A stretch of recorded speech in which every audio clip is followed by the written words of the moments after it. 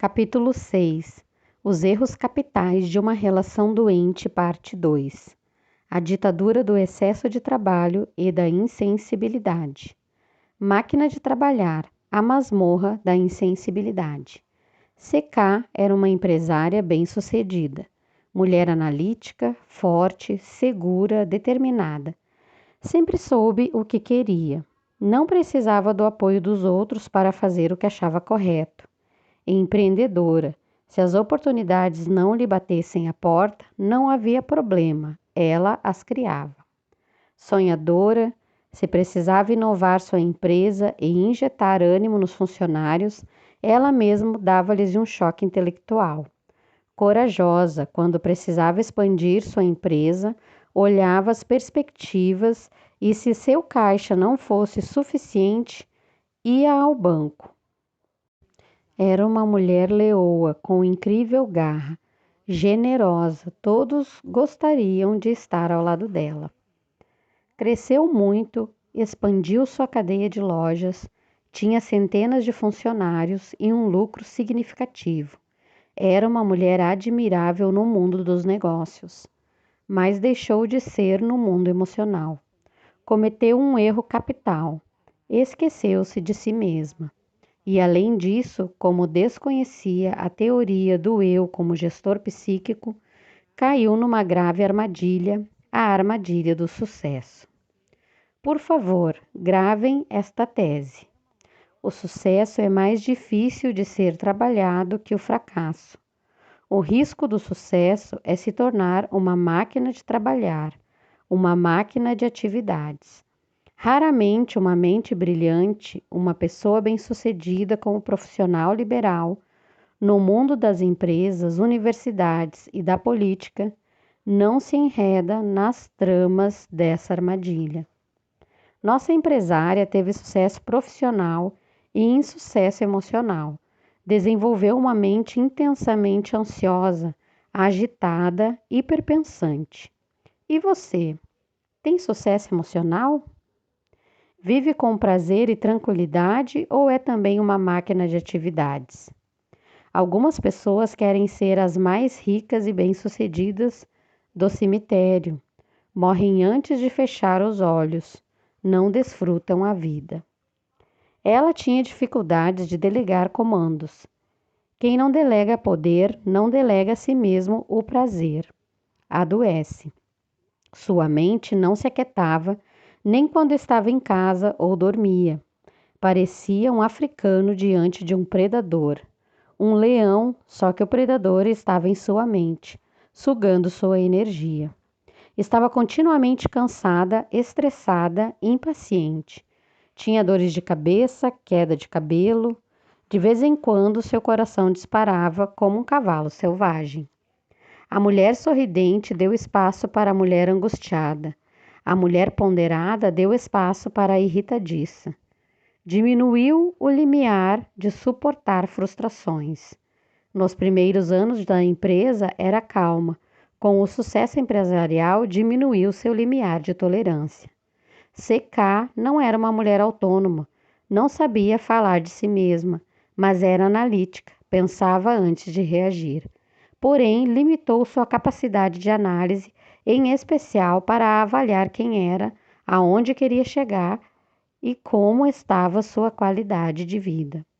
Esqueceu que a mais importante empresa, a única que não pode falir, era a sua vida, pois se falisse, todo o resto desmoronaria. E com o insucesso emocional, seu casamento estava desmoronando. Ele, médico, ela empresária. Ambos viviam debaixo da ditadura do excesso de trabalho. Também a relação com os filhos estava fragmentada. Quem se torna máquina de trabalhar contrai a emoção. Ela tinha milhares de clientes para atender, funcionários para supervisionar, metas para cumprir. Ele possuía grande número de pacientes para cuidar, celulares ligados, preocupações frequentes. Essas duas notáveis mentes hiperpensantes não tinham sonos saudáveis, nem fins de semana agradáveis. Ambos passaram a exigir muito e dar pouco. E você exige muito ou doa-se sem se preocupar excessivamente com o retorno? Quem exige muito dos outros se torna seu carrasco. Quem exige muito de si mesmo se torna seu algoz. Dois ansiosos no mesmo palco da sala de casa estressavam atores mirins, os filhos. Você não precisa ensinar defeitos a seus filhos com palavras, basta representá-los com gestos que eles aprenderão muitíssimo bem. Sabe por que reproduzimos as características que mais rejeitamos de nossos pais? Porque o fenômeno RAM arquivou plataformas de janelas na cidade da memória. A construção é lenta, mas eficiente, seja para nos construir ou para nos traumatizar. A ditadura do excesso de trabalho esmaga a sensibilidade e a tolerância. Pequenos atritos, grandes discórdias. Pequenas dificuldades, grandes problemas. Diminutos desentendimentos, grandes distanciamentos. Em um casal estressado, tudo começa pequeno e termina gigantesco. Até a temperatura do ar-condicionado do carro é motivo para atrito. Percebendo seu erro, ele, o médico, tentou reciclar seu excesso de trabalho e sua mente ansiosa. O primeiro passo para alguém se reconstruir é se descobrir. Sem essa atitude, os conflitos se tornam eternos. Ele descobriu o óbvio que tinha uma dívida altíssima com os filhos. Não passava um tempo quantitativo com eles, pois trabalhava muito. Entretanto, não tinha desculpas para não passar, pelo menos, o tempo qualitativo, ou seja, fazer muito do pouco tempo. Ter momentos solenes em diminutos minutos. Começou a brincar, rolar no tapete, penetrar no mundo deles. Entrou em seus sonhos e pesadelos. E tentou envolvê-la, mas a resposta dela foi tímida. Parecia travada. Aliás, desde o início da relação, ela sempre teve dificuldade de falar de seu passado, de relatar sua infância. Tinha medo de se entregar. Até nas relações sexuais, ela não expressava espontaneidade, prelúdio, leveza, falas secretas, sussurros de amor. Ele admirava, mas sentia que estava perdendo sua esposa. O amor estava infectado pelo cárcere da emoção e do ativismo. Em casa, o prazer dela era falar da empresa e não dela. O mundo desabou. CK tornou-se intolerante com os filhos de 9 e 10 anos. Tornou-se rápida em julgar, mas lenta para abraçar. Rápida em criticar, mas lenta em elogiar. Distribuía broncas como distribuía produtos de sua empresa. Cobrava comportamentos como cobrava metas de seus funcionários. Esquecia que eles eram crianças e, como tal, precisavam se aventurar, imaginar, criar. E nesse processo, alguns erros, atritos, tropeços, rupturas de regras são inevitáveis. Ensiná-los a pensar era seu desafio como mãe, mas a mãe parecia que não havia tido infância. Mal sucedida no amor e fracassada como educadora, começou a sentir afinal que seu mundo estava desabando, mas resistia a ser autônoma, transparente, honesta consigo mesma. Depois de uma pesada bronca, seu filho mais novo, com lágrimas nos olhos, deu-lhe um choque emocional. Mamãe queria ser como seus clientes. Inquieta, ela perguntou: "Mas por que, meu filho?" "Para que você me desse um pouco da atenção que dá a eles." Perturbada, ficou sem voz. Saiu para o quarto e foi chorar. "Não é possível. O que estou fazendo com meus filhos?" Indagou-se. Lembrou-se da sua infância e percebeu que seus pais também não lhe davam atenção. O fenômeno RAM produziu algumas poderosas janelas light no centro da MOOC, mas ainda eram janelas solitárias. Não havia garantias de mudanças estáveis. Foi trabalhar e pegou um livro que estava sobre a mesa e leu uma frase impactante. Se você fizer seus filhos sonharem, terá um tesouro que reis e milionários não tiveram. Não conseguiu trabalhar naquele dia. fatigava-se para dar um brilhante futuro financeiro para os filhos, mas sem o saber estava dando um péssimo futuro emocional para eles. Sua mente virou um trevo de reflexões. Tinha tudo o que o dinheiro comprava, mas não o inegociável. Seus filhos já não eram mais crianças, estavam entrando na pré-adolescência. Cresceram, mas não os vira crescer. Nada é tão amargo do que ser atropelado pelo tempo.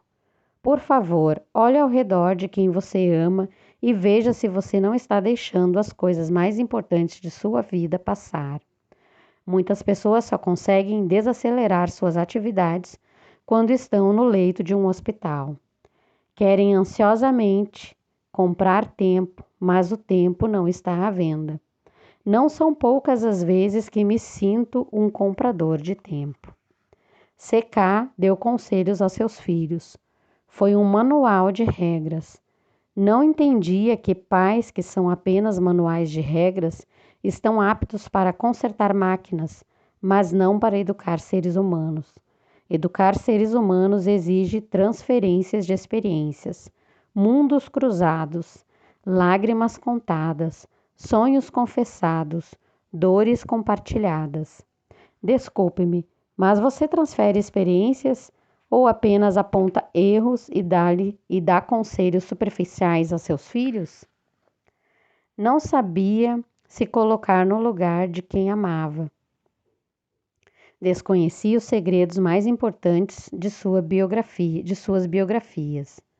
Você conhece a biografia de quem ama? Muitas mães colocavam seus filhos para dormir, mas nunca entraram nos sonhos e pesadelos deles. Não os conhecem. Muitas mulheres dormem com seus homens e só conhecem o prefácio ou o primeiro capítulo da história deles. Também não os conhecem, apenas seus comportamentos superficiais. Ela jamais perguntou para seus filhos e para seu marido: o que eu posso fazer para torná-los mais felizes? Nunca perguntou: quais lágrimas vocês já choraram? Quais as que não tiveram coragem de chorar? Em nenhuma ocasião questionou: onde errei com vocês e não percebi? Eles estavam próximos fisicamente, mas muito distantes em seu psiquismo. Temos dificuldades de fazer tais perguntas.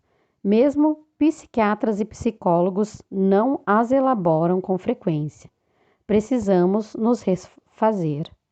Não pergunte de qualquer maneira, crie um clima emocional. Primeiro fale de importantes capítulos de sua história, depois entre nos textos secretos de quem ama. Você não vai se arrepender.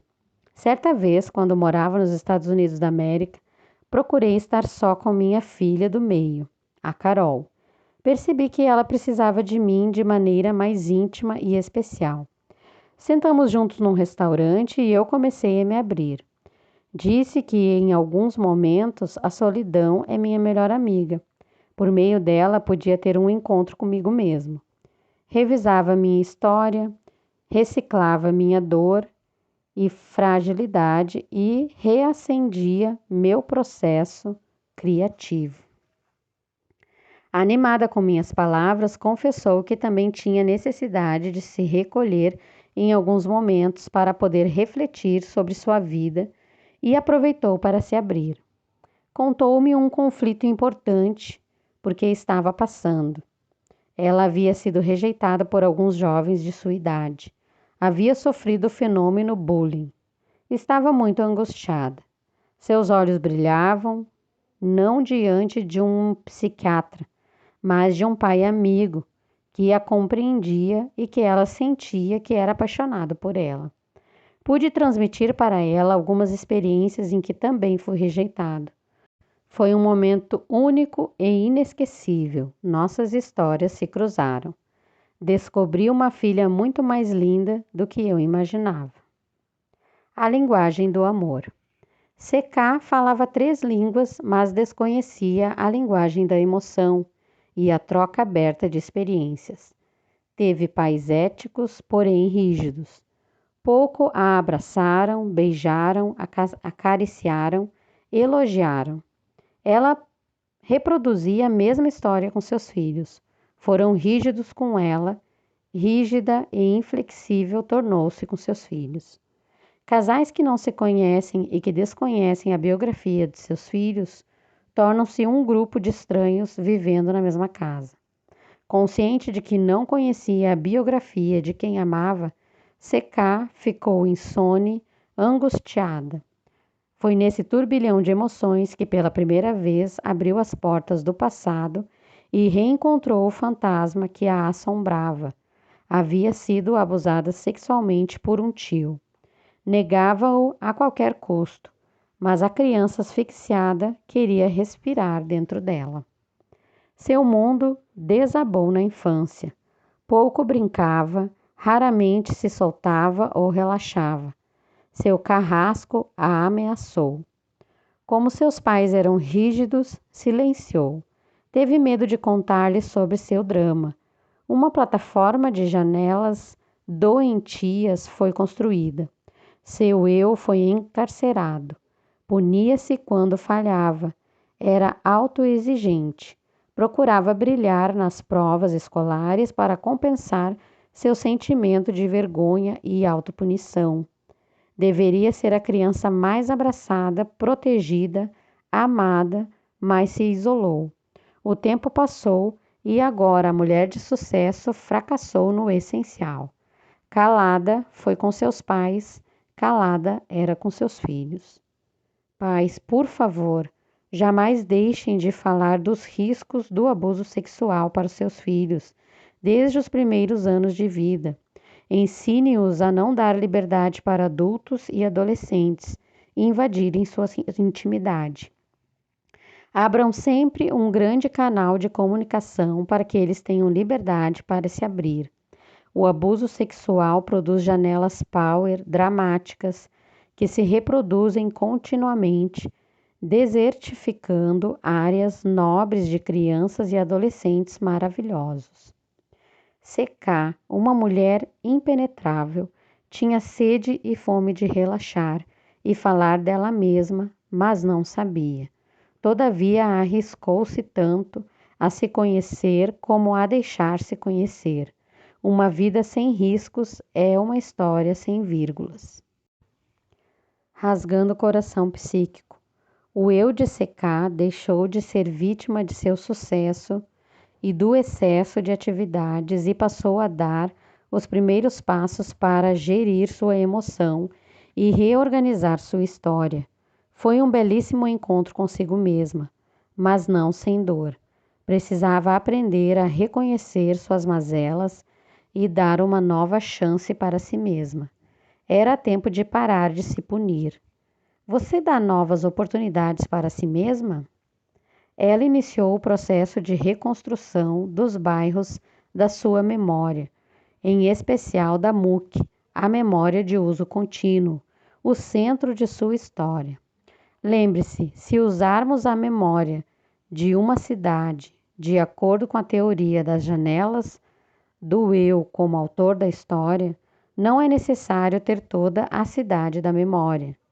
Perfeita para ter uma vida razoavelmente saudável, prazerosa, feliz.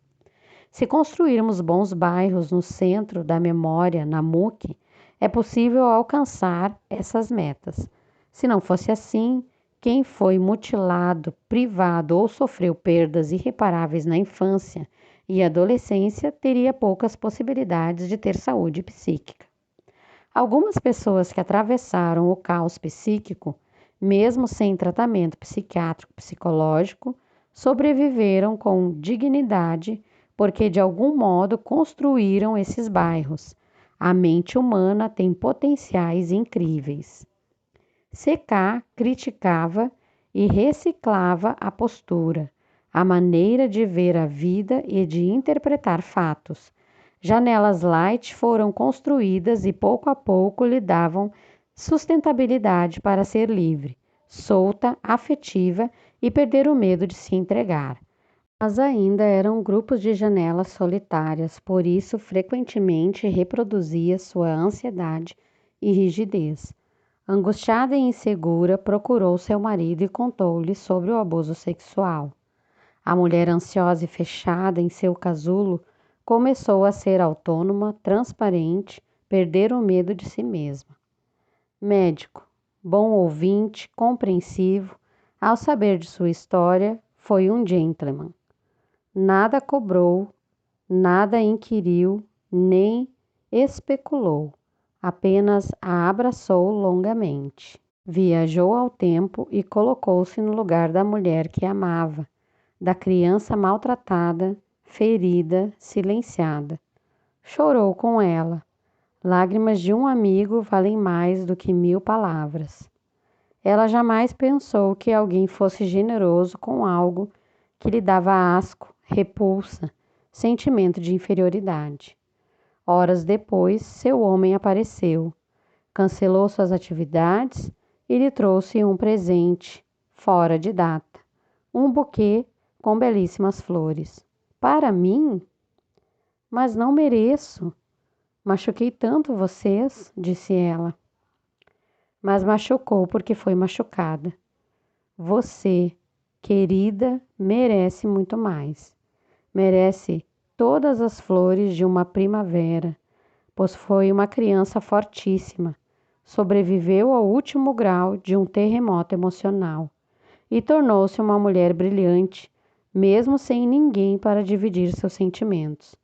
Desculpe-me se não tive habilidade para que você pudesse falar de si mesma. Essas poucas flores proclamam que você continua mais linda do que o dia em que a conheci. Clamam para que jamais tenha vergonha de si mesma e gritam que jamais deixarei de amá-la. Ela nunca ficara tão emocionada, nunca se sentira tão acolhida, não pensava que fosse tão importante como ser humano. Momentos depois, a mãe autoritária procurou os filhos e lhes pediu sinceras desculpas pelo distanciamento. Confessou que fez de seu trabalho a sua armadura, uma falsa proteção, e chorou na frente deles. Surpresos, pela primeira vez descobriram que a mãe também era capaz de chorar. Comovidos, eles a abraçaram por longo tempo. Ela refez sua história familiar, rompeu os grilhões da ditadura do trabalho e libertou sua sensibilidade. Como uma mulher inteligente, entendeu que a vida é breve, como o dia que se inicia nas lágrimas dos orvalhos e se despede nos beijos dos últimos raios solares. E por ser tão breve, deveria ser vivida solenemente. Uma família que antes era um grupo de estranhos descobriu que as flores não surgem nas primaveras, mas no rigor do inverno. Nas primaveras apenas se manifestam. A natureza é sábia. E a natureza psíquica? Também. Dê oportunidade para ela. Não tenha medo dos invernos. É o tempo das flores. Para homens inteligentes. Homens inteligentes sabem que ninguém é digno de um grande amor se não usar suas dificuldades para alcançá-lo. Homens inteligentes tornam perdas em ganhos, crises em oportunidades para crescer, lágrimas em brilhantes aprendizados. Têm coragem de dizer onde errei e não percebi. Sensibilidade para falar, eu preciso de você. E maturidade para confessar, eu te amo. Homens inteligentes não são autoritários. Não impõem suas ideias, mas as expõem gentilmente, ainda que não sejam aceitas. Jamais usam um tom agressivo, força física ou dinheiro para conquistar uma mulher ou seus filhos, pois sabem que o amor nasce no terreno da espontaneidade e cresce no solo da liberdade. Sua verdadeira força está em sua generosidade.